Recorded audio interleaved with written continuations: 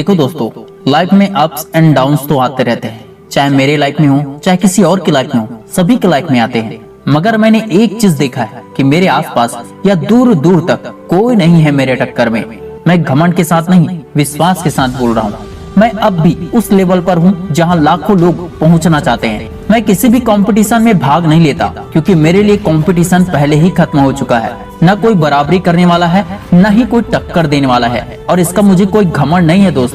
पूरे विश्वास के साथ ऐसा बोलने का मेरा मकसद एक ही है कि आप भी अपने लाइफ में कंपटीशन खत्म कर दो ताकि कोई न रहे आपके टक्कर में। आपके लिए ये जानना जरूरी है क्योंकि लोग कहते हैं कि दुनिया में बहुत कंपटीशन है। शायद आपको भी लगता होगा, बहुत से लोगों को लगता है, क्योंकि सरकारी नौकरी के लिए कुछ हजार पोस्ट के लिए लाखों लोग फॉर्म भरते हैं। बिजनेस में हजारों लोग एक ही प्रोडक्ट बेच रहे हैं। यूट्यूब पर करोड़ों लोग वीडियो बना रहे हैं। इंस्टाग्राम पर भी करोड़ों लोग रील बना रहे हैं। लेकिन सच क्या है? कंपटीशन लोगों की संख्या से नहीं बनता दोस्त, कंपटीशन लोगों की आदतों से बनता है। एक छोटा सा उदाहरण सुनो। एक शहर में 1000 लड़के पुलिस की तैयारी कर रहे थे। पहले महीने सभी जोश में थे, सभी तैयारी कर रहे थे। दूसरे महीने में 700 लोग छूट गए क्योंकि 300 लोग पहले ही हार मान चुके थे। तीसरे महीने में 500 लोग मोबाइल और सोशल मीडिया में खो गए, और छठे महीने आते आते केवल 100 लोग ही बचे, और परीक्षा के दिन आते आते सिर्फ 20 लोग ही ऐसे थे जिन्होंने पूरे साल लगातार मेहनत की थी। अब आप ही बताओ, कंपटीशन उन 1000 लोगों में था या फिर सिर्फ 20 लोगों में था? असलियत ये है कि ज्यादातर लोग खुद ही रेस छोड़ देते हैं। हाँ, वे शुरुआत तो पूरे जोश के साथ करते हैं, लेकिन जैसे जैसे समय बीतता जाता है लगातार उनका जोश खत्म होते जाता है। लगातार वे टिक नहीं पाते हैं, वे लंबे समय तक मेहनत नहीं कर पाते हैं, और यही कारण है कि असली कंपटीशन बहुत छोटा होता है। सबसे बड़ा और सबसे ज्यादा कंपटीशन हम अपने दिमाग में बना लेते हैं। हम सोच लेते हैं पहले से ही कि कंपटीशन बहुत ज्यादा है। इसी से हमारी हिम्मत टूट जाती है। इसी से हम 50% पहले ही हार चुके होते हैं। अगर तुम रोज सिर्फ 2 घंटे ज्यादा पढ़ लेते हो दूसरों से, अगर तुम छुट्टियों में भी अपने लक्ष्य पर काम करते हो, अगर तुम बहाने बनाने की जगह पर काम करते हो, तो धीरे धीरे तुम भीड़ से अलग हो जाते हो। एक शेर जंगल में इसलिए राजा नहीं होता क्योंकि वो सबसे बड़ा है, वह राजा इसलिए होता है क्योंकि उसकी सोच सबसे अलग होती है और उसमें बात ही अलग होती है। राजा वाला माइंडसेट होता है। वरना पूरे जंगल में तो शेर से भी ज्यादा ताकतवर जानवर होते हैं। याद रखो, दूसरों को हराने की कोशिश मत करो, कल वाले खुद को हराने की कोशिश करो।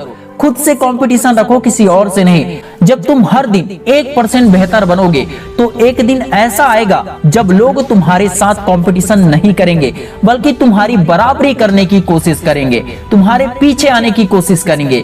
उस दिन तुम समझ जाओगे कंपटीशन खत्म नहीं हुआ है, तुम उससे बहुत आगे निकल चुके हो।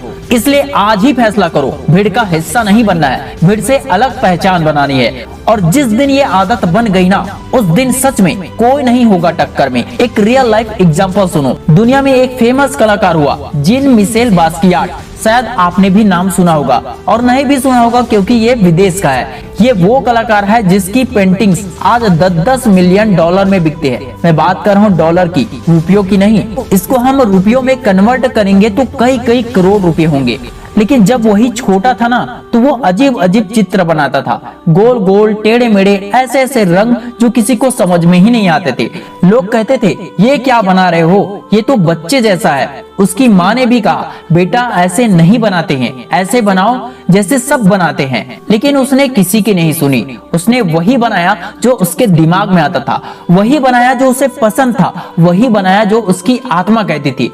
30 साल बाद वही चित्र जिन्हें लोग बच्चे जैसा कहते थे, वो न्यूयॉर्क की सबसे बड़ी गैलरी में लटके। लोग उन्हें देखने के लिए पैसे देते हैं, संग्रहालय उन्हें खरीदने के लिए आपस में लड़ते थे। क्यों? क्योंकि उसने वही किया जो कोई और नहीं कर रहा था। उसने वही बनाया जो सिर्फ वही बना सकता था। उसने किसी और को कॉपी नहीं किया, उसने खुद को बनाया। और जिस दिन उसने खुद को बना लिया, उस दिन उसका कंपटीशन खत्म हो गया था। अब थोड़ा और गहराई में जाते हैं। हम कंपटीशन क्यों करते हैं? इसका सीधा जवाब है, हमें अपनी पहचान नहीं है। जब आपको पता नहीं होता कि आप कौन हैं, तो आप दूसरों को देखकर बनने की कोशिश करते हैं। जब आपको नहीं पता होता कि आपकी ताकत क्या है, तो आप दूसरों की ताकत को कॉपी करने लगते हैं। जब आपको नहीं पता होता कि आपकी दुनिया क्या है, तो आप दूसरों की दुनिया में प्रवेश करते हैं और फिर वहां जहां पहले से ही 100 लोग मौजूद हैं, आप 101वें नंबर बनकर खड़े हो जाते हैं और फिर कहते हैं बहुत कंपटीशन है।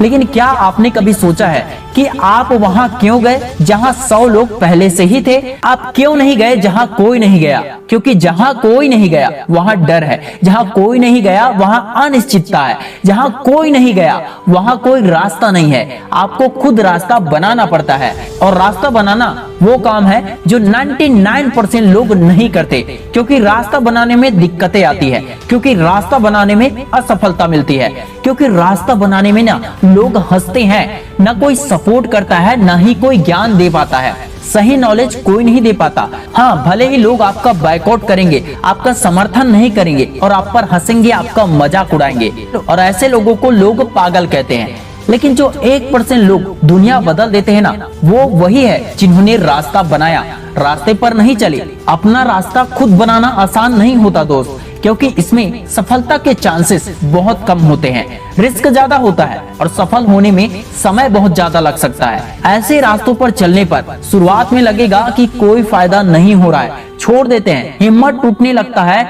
साहस टूटने लगता है, विश्वास खोने लगता है। लेकिन जो लोग कंपटीशन खत्म कर देते हैं उनको देर से ही सही, लेकिन जब कामयाबी मिलती है तो छप्पड़ फाड़ कर मिलती है। सिर्फ कामयाबी नहीं, हर चीज मिलने लगती है।